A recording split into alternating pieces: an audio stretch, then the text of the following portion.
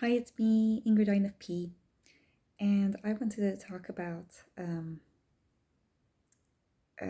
something between INFPs and INFJs um, that might be this kind of the subject of YouTube these days. It seems like after the Christmas holidays, people started having the beef between FI and FE, and because being together with family, with friends, you start realizing that things is not always harmonious and rosy. And I saw dueling personalities talk about this. I saw Renaud Contini talk about this. I saw older INFP Insights talk about this, and several other channels. Even Frank James was talking about this with his rival type with INFP and INFJ. So I've been seeing a lot of this. And yes, I think that the best one is Renaud Contini's about. He got a question from a Patreon. Um, Somebody who follows him on Patreon asked a question, and so he made a video about the question, which was about can INFJs be in a relationship with FI users? Because this INFJ was pretty frustrated with FI users and tired that they didn't take, like they saw their TI as threatening, and that they were kind of using the relationship to, like, using the INFJ as a counselor, kind of. And all in all, I wasn't working out. And Renaud Contini defends the INFP-INFJ relation by saying that it's really like unlocking your subconscious. It's unlocking very different parts of you, learning about very different ways of seeing the world, because INFPs and INFJs are such mirror opposites, you know? I like Renaud likes INFPs. You can see that he has a lot of INFP friends. You can tell. His brother is probably an INFP, and I just like the channels that don't treat INFPs like we're stubborn and annoying and clingy and terrible. So I appreciate that channel. I also appreciate dueling personalities because his mom is an INFP and he just really loves INFPs. So I think that this can work, INFP, INFJ. FE and FI can work together, but there will always be this big divide, and it will lead to a lot of misunderstandings, a lot of conflict, or not open conflict, but tension, you know? So I wanted to address how FI users might see the TI as threatening, and why the TI is so important to INFJs. INFPs see their identity as a lot of different feelings. And that's how we assume that a lot of people see their identity. INFJ's identity is very fluid, and it's not coupled to feelings in the same way as for the INFP. It's coupled to their philosophies of life and actually their NITI stuff.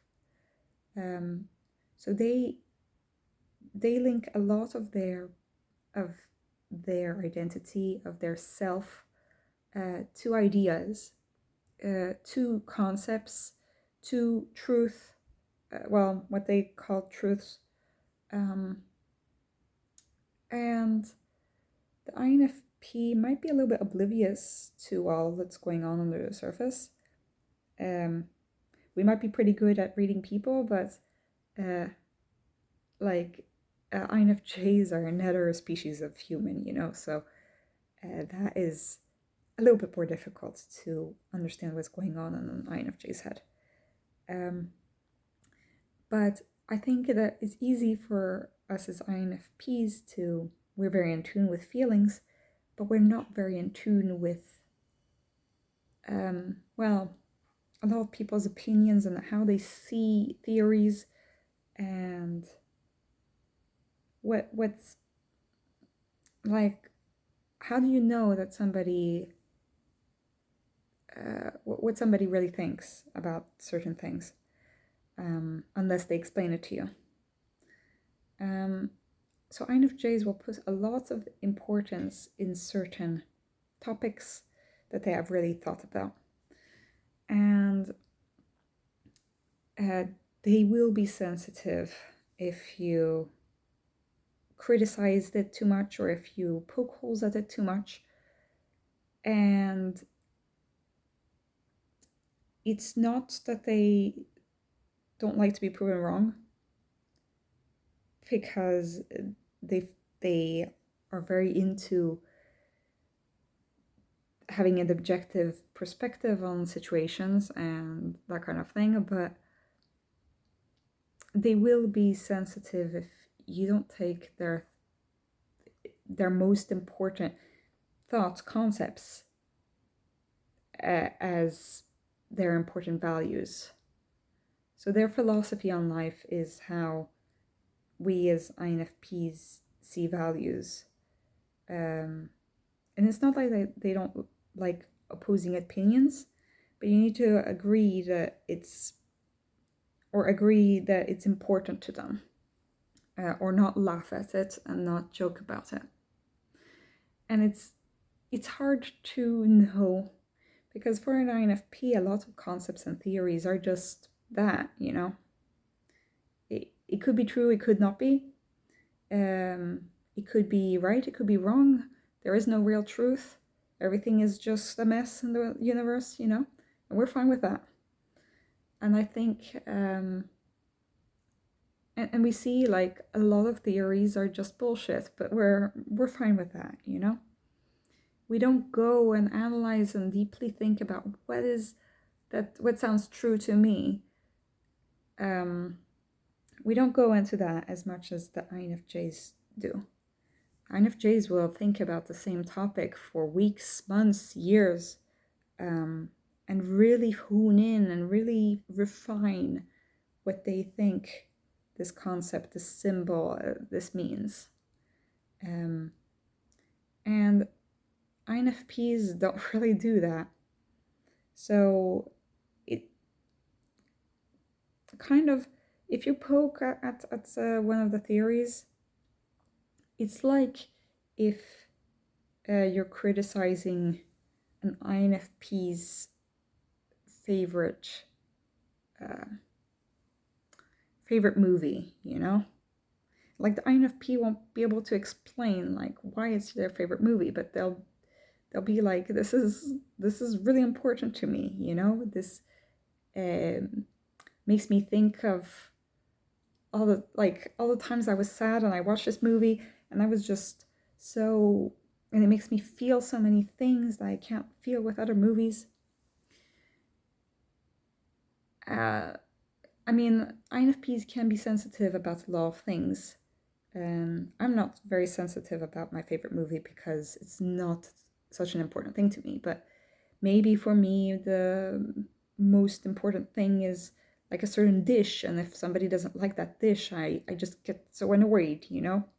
Like you're not validating me, you know? And that can feel like I'm not being understood if somebody is really anti something that I think is very important or that I love or that I feel that I can't compromise on. Like if an INFP thinks that stealing is really bad, then somebody saying like, oh, but it's okay if, like, you know, poking holes about the logic of that is maybe not the best thing to do. For me, stealing is not the most important value, like there are other things, but I'm just giving an example. But for INFJs, it's the theory. So I made a mistake, basically, in that my INFJ friend is really into this song, okay? Because this song made him think about a lot of stuff, and it was actually a lot of stuff that is coupled to his life. It was about the concept of love, but also the concept of being worth something. There was a lot to this song. And I knew that was important, but I kind of said that, like, I kind of laughed because we were at another person's house and he wanted to show that song, and I kind of dismissed it as not very important. Like, I said, like, well, I'm tired of listening to this song because we've talked about this song so much, you know? But I didn't say that, like, it was bad. It was just, like, I was like, what I said is, I can't take this song seriously anymore because we just keep talking about the song all the time. And my INFJ friend took it really badly because this song is basically like something that has transformed his life. And it's just, I didn't see it that way because he hadn't told me, and I hadn't, well, like, I could see that it was important. But because it wasn't that it was important because he was connecting emotionally to it. It was important because it had made him think about certain things and made his life philosophy. And I had dismissed it as, like, unimportant and like a joke.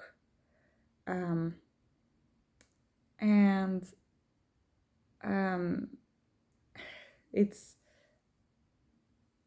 silly to say, but it's hard for me to see how somebody could be even more sensitive than I am, because I'm so used to being like the most sensitive person in the room, always. But seeing that I am also capable of hurting people's feelings without even meaning to was kind of hurtful to me. Because I was like, oh gosh, you know?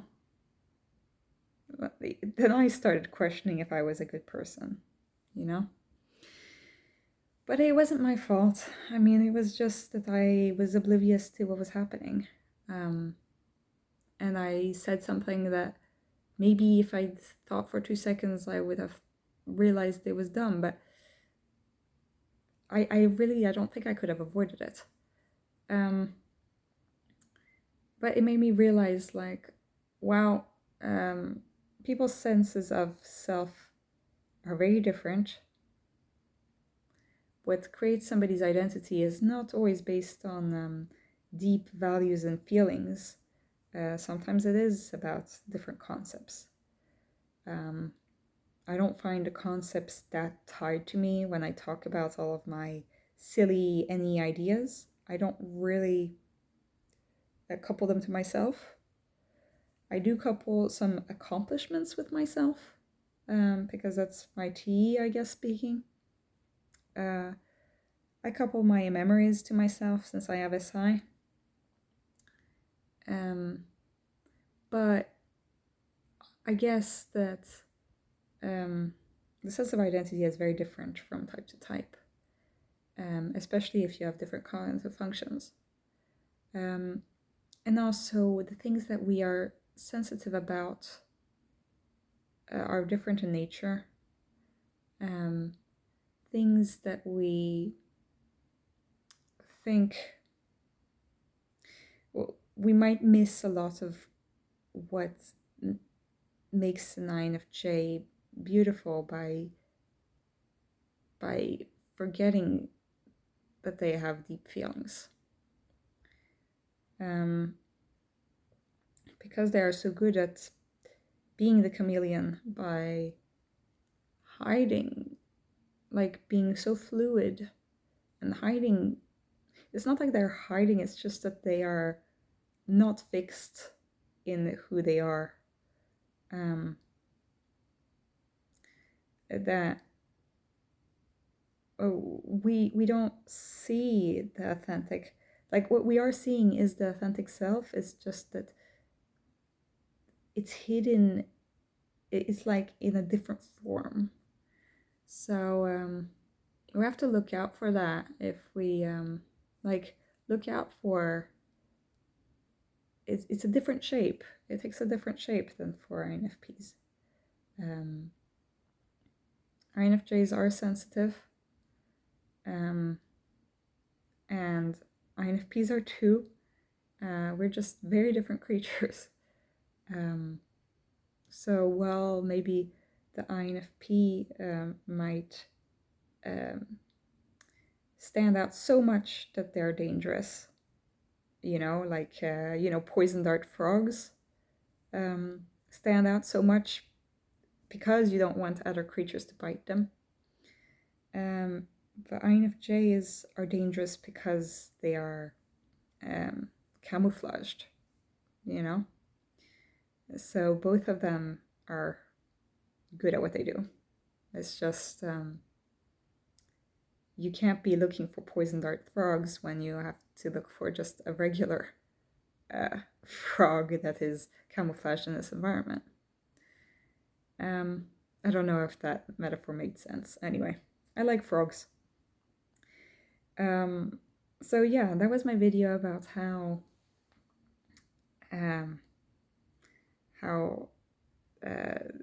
identity is different in INFPs and INFJs, how we can be different, and what we are sensitive about. I don't think I think I went a little bit off topic because I wanted to talk a little bit more about the rest about that question, which is the power imbalance between INFP and INFJ. But that's enough for one video. So have a great day, everybody. Bye.